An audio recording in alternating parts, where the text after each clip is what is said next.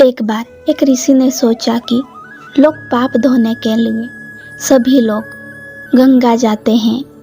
ऐसे में सारे पाप गंगा में ही समा जाते हैं। इस तरह तो गंगा भी पापी हो जाएगी। उस ऋषि ने यह जानने के लिए आखिर पाप जाता कहाँ है, तपस्या करने के फल स्वरूप देवगण प्रकट हुए। तब ऋषि ने उनसे पूछा कि गंगा में जो पाप धोया जाता है वह कहाँ जाता है। तब भगवान ने कहा कि चलो गंगा जी से ही पूछते हैं उस बारे में।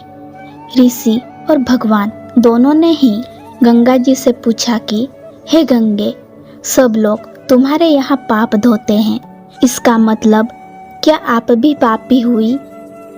तब गंगा ने कहा कि मैं कैसे पापी हो गई, मैं तो सभी पाप लेकर समुद्र को अर्पित कर देती हूँ। इसके बाद ऋषि और भगवान समुद्र के पास गए और उनसे पूछा कि हे सागर, गंगा सभी पाप आपको अर्पित कर देती है, तो क्या आप पापी हो गए? तब समुद्र ने कहा कि वो कैसे पापी हुआ, वो सभी पाप को भाप बनाकर बादल बना देता है। अब ऋषि और भगवान दोनों ही बादल के पास गए। उनसे पूछा कि हे बादल, समुद्र पापों को भाप बनाकर बादल बना देता है, तो क्या आप पापी हुए? बादलों ने कहा, मैं कैसे पापी हुआ, मैं तो सभी पाप को वापस पानी बना देता हूँ और धरती पर गिरा देता हूँ। इससे ही अन्न उपजता है, इसे ही मानव खाता है। उस अन्न में जो अन्न जिस मानसिक स्थिति से उगाया जाता है और जिस वृत्ति से प्राप्त किया जाता है और जिस मानसिक अवस्था में खाया जाता है, उसी के आधार पर मानव की मानसिकता बनती है।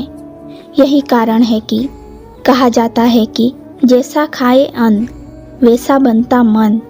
जिस वृत्ति से अन्न प्राप्त किया जाता है और जिस मानसिक अवस्था में खाया जाता है, वैसे ही विचार मानव का बन जाता है।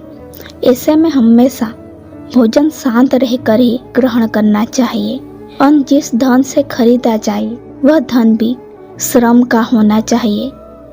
जय जय श्री राधे।